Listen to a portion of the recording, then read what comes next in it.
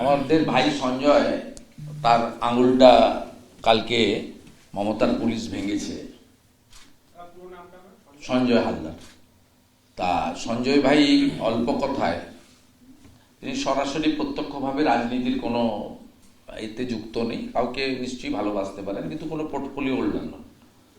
আমাদের সঙ্গে এরকম প্রায় 40-50 জন আক্রান্ত ব্যক্তি যোগাযোগ করেছিলেন, কথা বলেছেন। আমরা সিম্বলিক একজনকে আপনাদের কাছে এনেছি এবং সঞ্জয় ভাই খুব সংক্ষেপে তার কালকের অভিজ্ঞতার কথা অল্প করে বলবেন।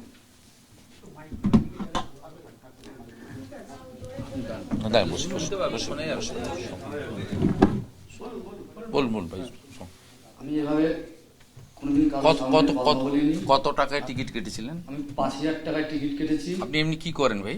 আমি জোগাড়ের কাজ করি। এত টাকা পেলেন? কাজ করেছি, কিছু মানুষের কাছ থেকেও একটু ধার করে নিয়েছি। মেসির খুব ভক্ত, খুব বলতে নেই যে চরম ভক্ত, ভগবান সমান ওনাকে আমরা দেখি। যখন যেটা আমার চোখের সামনে ঘটেছে, যে দরজার সামনে গেটের সামনে দাঁড়ানো আমি, তখন দেখছি চেয়ার ছোড়াছুড়ি শুরু হয়ে গেছে।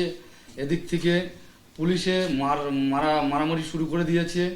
তখন হঠাৎ আমার হাতে, নিজের হাতেই বাড়ি পড়ে। আমি এটা খুলে দেখাতে পারবো, আমার নিজের খুব না দেখাতে হবে, যদি সেরকম মনে হয় আমি খুলে দেখাবো। আমার এখান থেকে কেটেও গেছে ভিতরে, এর জন্য ডাক্তার বলেছে এটা। আপনি কি ছোড়াছুড়ি করছিলেন? কিছু না, আমি কোনো ছোড়াছুড়ি করিনি, গেটের সামনে আমি দাঁড়ানো ছিলাম। তাই মেসির বিষয় নিয়ে যে কি বলবো, আজকে এখানে কোনো বাজে ভাষায় কথা বলবো না। যে মেসি এসছে বলে আমাদের গর্ব, খুব খারাপ লাগে যে আজকে যে আমাদের পশ্চিম বাংলায় এসছে, যে যদি কোনো বাজে কথা বলি তাহলে আজকে মেসির নাম নিয়ে কোনো কথা হবে। তা চাই না যে কোনো একটা বাজে কথা বলার জন্য। যে আমাদের আজকে এই টাকা ধার করেছি, নিজের গায়ে খাটা টাকা সব কিছু জোগাড় করে টিকিট কেটে ঢুকতে গেলাম, মেসিকে দেখতে পেলাম না। ওখানে গিয়ে আমি তো সবার নাম বলতে পারবো না, কিছু মন্ত্রীরা ছিল, আরো অনেকে ছিল, তারা উপস্থিত ছিল। আপনি নিরীহ পুলিশ মারলো তো? কোনো কারণ ছিল না? না, কোনো কারণ ছিল না। আমি জলের বোতল ছুঁড়েছেন? আপনি চেয়ার ছুঁড়েছেন? চেয়ার এরকম ব্যাপকভাবে মেরেছে তো? না দেখেই মেরেছে? অনেক মানুষকে মেরেছে, প্রচুর মানুষকে, শুধু আমাকে নয়, অনেক মানুষকে মেরেছে। ঠিক আছে, ঠিক আছে, ওই পার্টটা আমাদের, ওটা কোন মন্ত্রী ছিল না।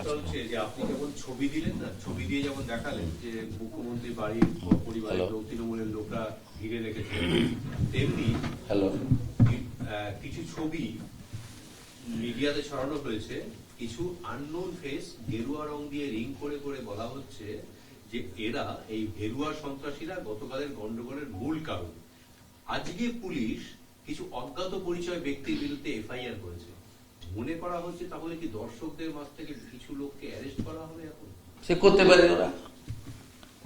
গেরুয়া সন্ত্রাস প্রথম তো হচ্ছে শতদ্রুকে গ্রেপ্তার করেই বলির পাঁঠা করেছে। প্রথম গ্রেপ্তারটা তো অরূপ বিশ্বাসকে করা উচিত, দ্বিতীয় গ্রেপ্তারটা তো সুজিত বোসকে করা উচিত, তারপরের গ্রেপ্তারটা শতদ্রুকে করা উচিত। গেরুয়া বাহিনীর লোক ঢুকে সন্ত্রাস করেছে বলে, ভাঙচুর মারামারি করেছে বলা হচ্ছে। গেরুয়া বাহিনীর লোক মানে? আপনিও তো গেরুয়া। ভারতবর্ষের জাতীয় পতাকায় গেরুয়া থাকে, হিন্দুরা তাদের বাড়িতে গেরুয়া ধ্বজ রাখেন, স্বামী বিবেকানন্দ গেরুয়া বসন করতেন। গেরুয়ার সঙ্গে কোনো রাজনীতির সম্পর্ক আছে? এবিপি আনন্দ, এগিয়ে থাকে, এগিয়ে রাখে।